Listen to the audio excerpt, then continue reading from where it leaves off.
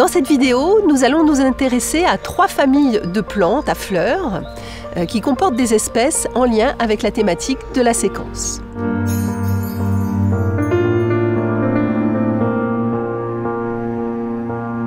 Il s'agit de la famille des rosacées avec la rose, la fraise et les pommes. La famille des lamiacées qui comporte un grand nombre de plantes médicinales comme la menthe, le romarin, le thym.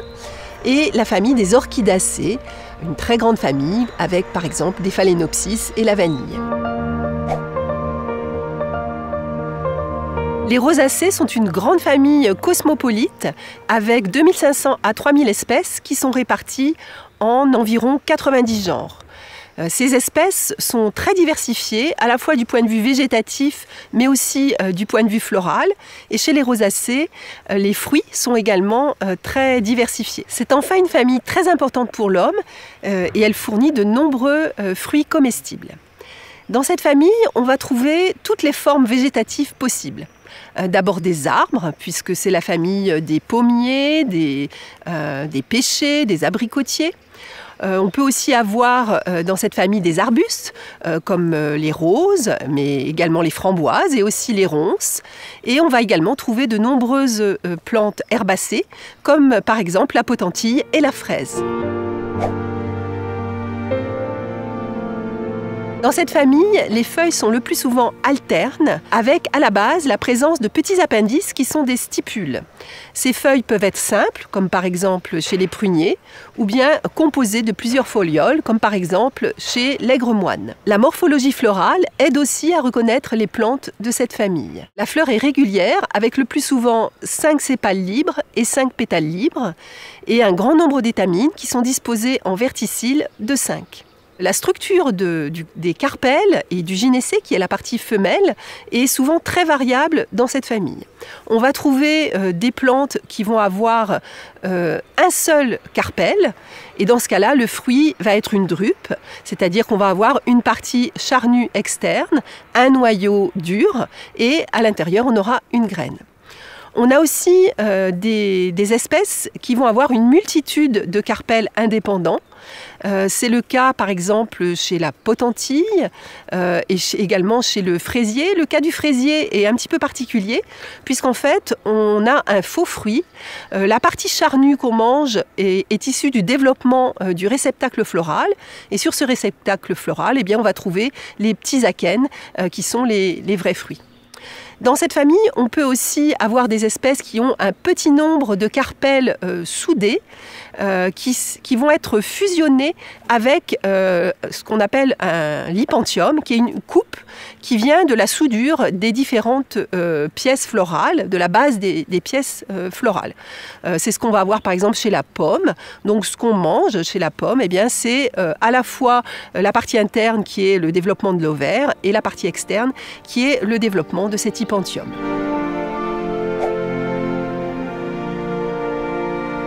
Les rosacées sont très diversifiées. Nous allons prendre 3 espèces en exemple. Geum urbanum, la benoîte. Donc c'est une petite plante très commune qu'on va trouver dans les bois, dans les haies et également dans les décombres. Elle possède de toutes petites fleurs jaunes assez discrètes qui vont se transformer après fécondation en des amas de petits akènes crochus qui vont permettre de bien la reconnaître. On parle de plante rudérale, c'est-à-dire que c'est en général une plante qui va pousser plutôt dans des milieux qui ont été un petit peu modifiés par l'homme, des milieux anthropisés.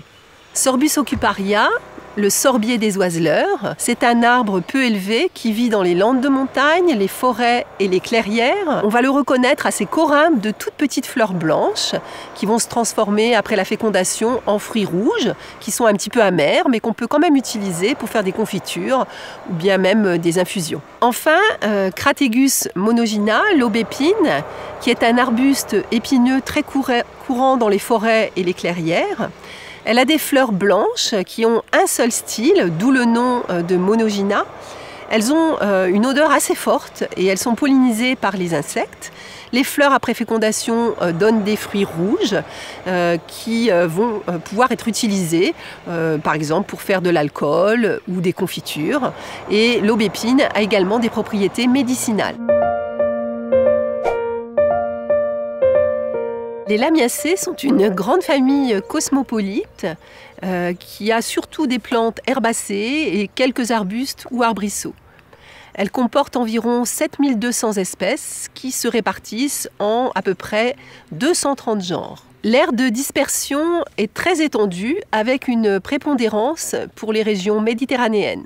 C'est la famille de la sauge, du thym, de la menthe, de la lavande. C'est une famille qui est aussi très homogène. Reconnaître une lamiacée, c'est assez facile.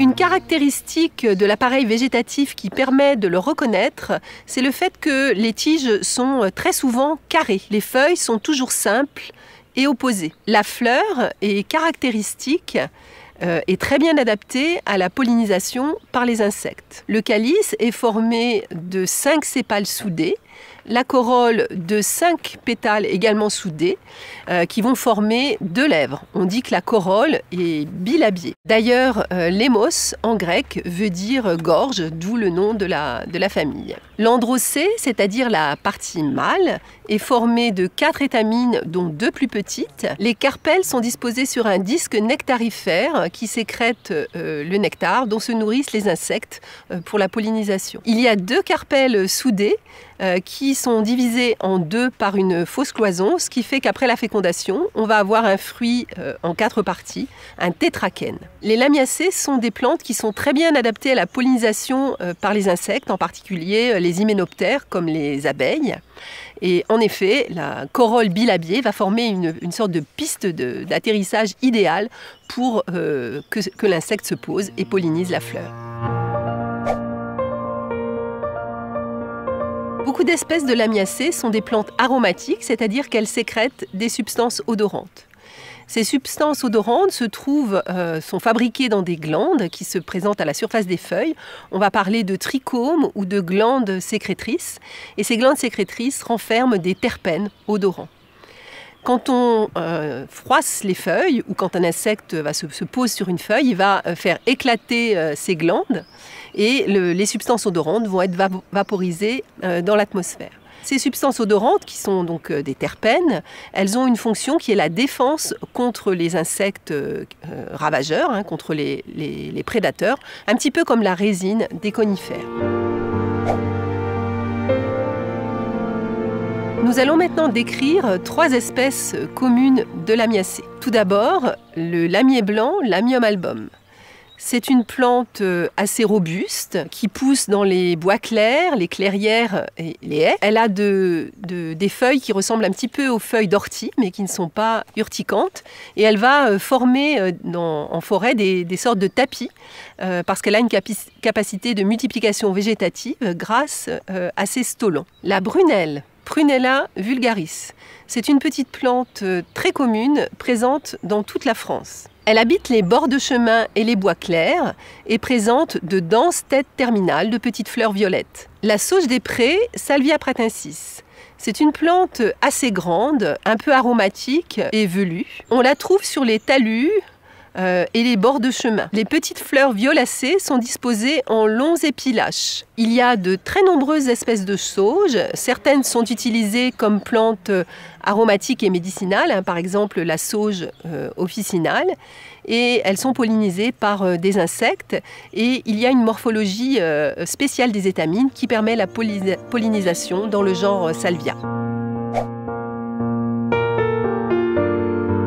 Avec plus de 28 000 espèces, la famille dont nous allons maintenant parler n'est rien de moins que la famille la plus diversifiée en termes de nombre d'espèces chez les plantes à fleurs. Par ses fleurs exubérantes, mais aussi leur milieu de vie très diversifié et la relative rareté de certaines espèces, c'est une famille qui excite notre imagination. Je veux bien sûr parler des orchidées ou orchidacées.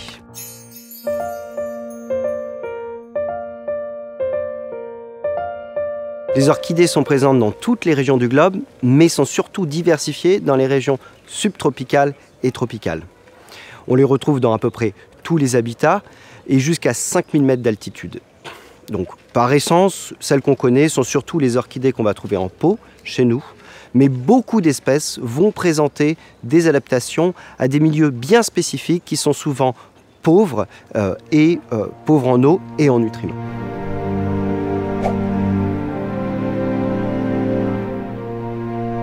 Chez nous, en France métropolitaine, il va s'agir surtout de plantes qu'on va retrouver poussant directement sur le sol et les tiges vont être souterraines et plus ou moins renflées, donc comme des rhizomes ou des tubercules. Mais la grande majorité des orchidées, à peu près 75% des espèces, vont être des plantes qui vont être épiphytes, c'est-à-dire que l'on va retrouver poussant sur des arbres ou des arbustes directement, ou alors sur des roches nues. Donc là, on va parler de plantes lithophytes. Donc une grande partie de ces espèces vont présenter des tiges qui sont renflées, succulentes, globuleuses et qu'on va appeler des pseudobulbes. Certaines espèces sont lianescentes, comme la vanille, et vont présenter des tiges grimpantes et porter des racines aériennes qu'on va appeler des racines adventives. Les feuilles sont toujours simples, entières, alternes, et vont souvent être plus ou moins engainantes et plus ou moins succulentes, c'est-à-dire contenant beaucoup d'eau, ce qui est une adaptation à leur milieu de vie qui est souvent pauvre en eau. Comme chez la plupart des plantes monocotylédones, les nervations des feuilles vont très souvent être parallèles entre elles. Mais ce qui va vraiment caractériser les orchidées, c'est leurs fleurs et leurs inflorescences si caractéristiques. Les inflorescences d'orchidées sont des grappes, simples ou composées, des épis ou des ombelles. Les fleurs sont zygomorphes, bisexuées et le plus souvent trimères, et elles vont présenter 6 tépales organisées en 2 cycles.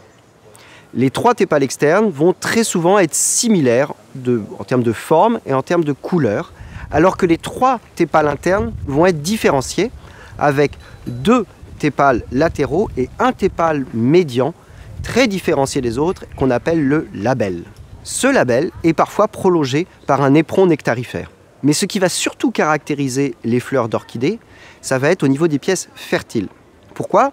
C'est parce que les pièces fertiles mâles et femelles vont être soudées en une structure qu'on appelle le gynostème ou colonne. Ce gynostème donc, va être central et en haut de celui-ci, on va retrouver le stigmate ainsi que les anthères des étamines au nombre de 1, de 2 ou de 3. Et ces anthères, elles vont souvent se présenter sous la forme de masses de pollen agglutinées, donc agglomérées, qu'on va appeler des pollinies. L'ovaire est infère et est formé de 3 carpelles soudées. Après fécondation, celui-ci va donner un fruit qui est une capsule qui va contenir de nombreuses petites graines. La beauté singulière des fleurs d'orchidées a contribué à leur succès mondial en termes d'horticulture. Pour preuve, on dénombre aujourd'hui plus de 100 000 hybrides dans le catalogue officiel des hybrides d'orchidées. Évidemment, on ne peut pas parler des orchidées sans parler de la vanille et de son fruit parfumé. En fait, la vanille, on ne parle pas d'une espèce, mais de 3 espèces qui sont cultivées, même si c'est l'espèce Vanilla planifolia qui est la plus commune. Cette espèce est originaire d'Amérique centrale et elle a ensuite été cultivée partout ailleurs dans les milieux tropicaux. Mais cela ne s'est pas fait sans mal. En effet, la pollinisation de la vanille est assurée par des espèces d'abeilles qui sont endémiques d'Amérique centrale. Donc sans ces espèces d'abeilles, pas pollinisation des fleurs de vanille et donc pas de fruits de vanille. Le fruit de vanille d'ailleurs étant une capsule, improprement appelée gousse. C'est Edmond Albius, un esclave réunionnais qui n'avait alors que 12 ans, qui en 1841 a trouvé le moyen efficace pour polliniser à la main les fleurs de vanille. Et c'est ce qui a révolutionné d'ailleurs la culture de la vanille à La Réunion et à Madagascar, et qui fait qu'à l'heure actuelle, c'est Madagascar le producteur le plus important au niveau mondial de vanille devant le Mexique.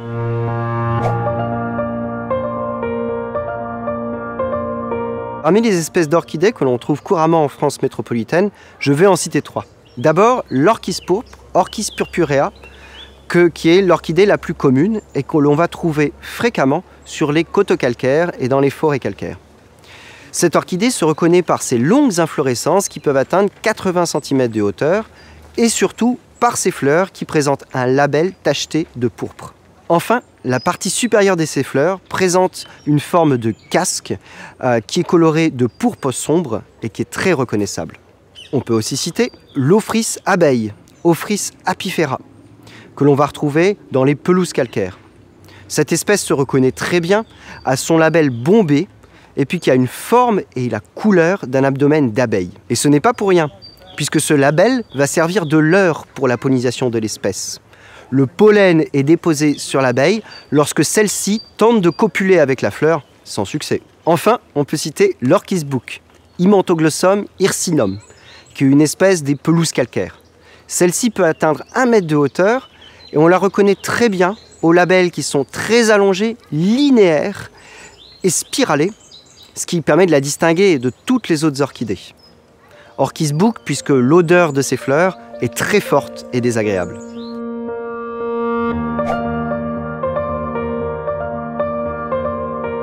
Dans cette séquence, nous avons vu 3 familles de plantes aux caractéristiques bien contrastées. Les rosacées sont une famille d'importance économique majeure. On y retrouve aussi des plantes emblématiques, comme les rosiers. Les rosacées sont caractérisées par des fleurs qui présentent 5 pétales libres et de nombreuses étamines. Les lamiacées renferment des plantes qui présentent de nombreuses caractéristiques médicinales et aromatiques. Elles présentent à la surface de leurs feuilles de nombreuses petites glandes qui stockent les composés odorants. Elles sont caractérisées par une corolle zygomorphe à 2 lèvres, corolles qui sont particulièrement bien adaptées à la pollinisation par les insectes.